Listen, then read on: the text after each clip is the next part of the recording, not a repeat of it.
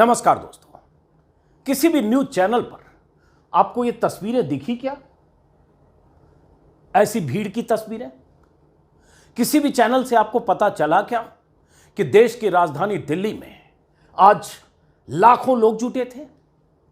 किसी भी news channel से आपको यह जानकारी मिली क्या कि देश की राजधानी दिल्ली में करीब 1.5 दर्जन राज्यों से अलग अलग तरीकों और साधनों से चलकर लाखों लोग राजधानी पहुंचे थे? किसी भी न्यूज चैनल से आपको यह पता चला क्या कि देश की राजधानी दिल्ली के रामलीला मैदान में, ऐतिहासिक मैदान में आज एक ऐतिहासिक जनसभा हुई है? किसी भी चैनल से आपको पता चला क्या कि दिल्ली में आज इतनी बड़ी भीड़ अलग अलग राज्यों से एक मांग को लेकर पहुंची कि रामलीला मैदान तो भर ही गया, रामलीला मैदान के बाहर कई किलोमीटर दूर तक कतारें थी?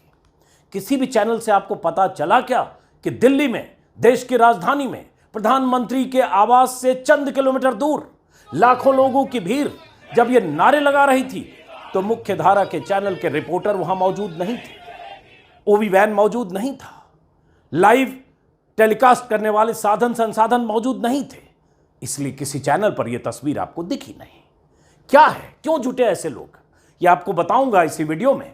हमारे वरिष्ठ सहयोगी एनके सिंह विस्तार से आपको बताएंगे, लेकिन यह सवाल इसलिए पूछ रहा हूं कि ताकि अंदाजा लगे कि जब कोई जनसमूह विशाल आकार में भी दिल्ली में जुटता है और वो समूह प्रधानमंत्री मोदी की सत्ता से सवाल करते हुए कुछ मांग रखता है और वो समूह अगर बीजेपी सरकारों से अपनी मांग बुलंद करने के लिए दिल्ली में ऐसे जुटता है तो उसकी आवाज चैनलों पर गूंजती नहीं और चैनलों के जरिए आप तक पहुंचती नहीं।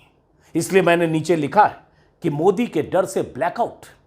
क्या यह मुमकिन है कि दिल्ली में लाखों लोग जुट जाएं, विशाल जनसभा हो और उसके बाद चैनल पर 2, 4, 3 मिनट के लिए भी वो खबर न दिखे तो क्यों न मान लें कि मोदी के डर से यह ब्लैकआउट है, क्योंकि ये जो लोग जुटे थे इनकी मांग मोदी और मोदी की सत्ता से है, बीजेपी की सरकार से।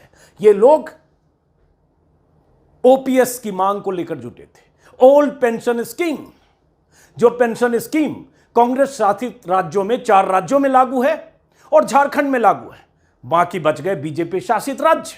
वो स्कीम जो प्रधानमंत्री वाजपेयी के कार्यकाल में खत्म की गई थी और जिस मांग को लेकर देश भर के लाखों कर्मचारी आंदोलित हैं।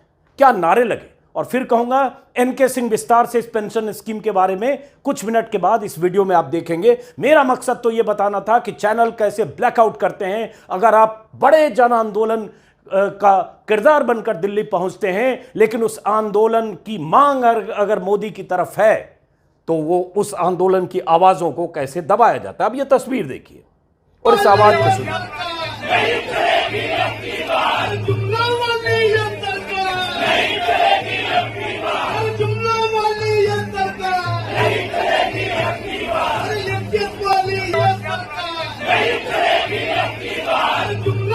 ये नारा क्या लग रहा है? ये नारा लग रहा है जुमलों वाली ये सरकार नहीं चलेगी अब की बार। जुमले किसके? प्रधानमंत्री मोदी के। मांग किससे? प्रधानमंत्री मोदी और बीजेपी की सरकारों से। अब ये तस्वीर देखिए, इसलिए मैंने कहा ये ऐतिहासिक तस्वीरें। अब ये रामलीला मैदान खचाखच भरा हुआ है, वायरल वीडियो है ट्विटर के हवाले से। इतने सिर हैं कि यहां दूर दूर तक रामलीला मैदान में कोई पैर रखने की जगह नहीं, और ये सब स्वतःस्फूर्त है। ये किसी राजनीतिक दल की तरफ से जुटाई गई भीड़ नहीं है। इनके लिए 50 रेलगाड़ियां और हजारों बसें, उसके इंतजाम बीजेपी या कांग्रेस किसी दल ने नहीं किए। ये वो संगठन है, देश भर के संगठन, जो संगठन मांग कर रहे हैं ओपीएस, ओल्ड पेंशन स्कीम के लिए, और काफी दिनों से तैयारी कर रहे थे। अब तस्वीरें देखते जाइए आप। इसी से सोचिए कि इतनी बड़ी खबर को, इतनी बड़ी सभा को, इतने बड़े जनसमूह में उठी मांग को कैसे चैनल्स की तरफ से दबा दिया गया और आप तक ये मांग पहुंची नहीं, आप तक ये तस्वीरें पहुंची नहीं। ये तस्वीर, सारी तस्वीर अभी कुछ घंटे पहले की दिल्ली की है।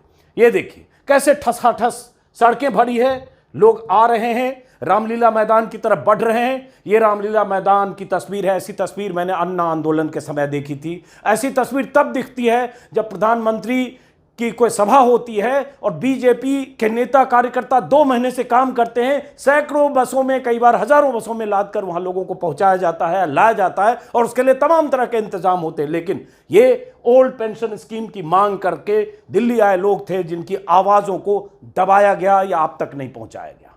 तो अब विस्तार से सुनिए एनके सिंह क्या बता रहे हैं, इनकी मांग क्या है और यह मांग कैसे मोदी के लिए मुसीबत बनने वाला है, यह मांग कैसे हिमाचल में बहुत बड़ा मुद्दा बना, और यह मांग अगर इस तरह से इस बड़े जनसमूह से विस्तार पाकर देश के 1.5 दर्जन राज्यों में ऐसे फैलता है तो 7 महीने बाद, 6 महीने बाद होने वाले लोकसभा चुनाव में इसका क्या असर होगा। और यही असर, इसी का डर तो नहीं कि प्रधानमंत्री मोदी या उनके डर से यह ब्लैकआउट कर दिया गया चैनलों पर। आज की सबसे बड़ी खबर, ट्विटर पर, सोशल मीडिया पर अगर ये वीडियो, ये तस्वीरें नहीं तैर रही होती तो शायद हम जैसे, आप जैसे लोगों को पता नहीं चलता, हालांकि हमारे संवाददाता वहां मौजूद थे। अब एनके सिंह से विस्तार से सुनिए और समझिए कि ओपीएस कैसे बहुत बड़ा मुद्दा अगले 6 महीने में बनने जा रहा है। सुनिए एनके सिंह से।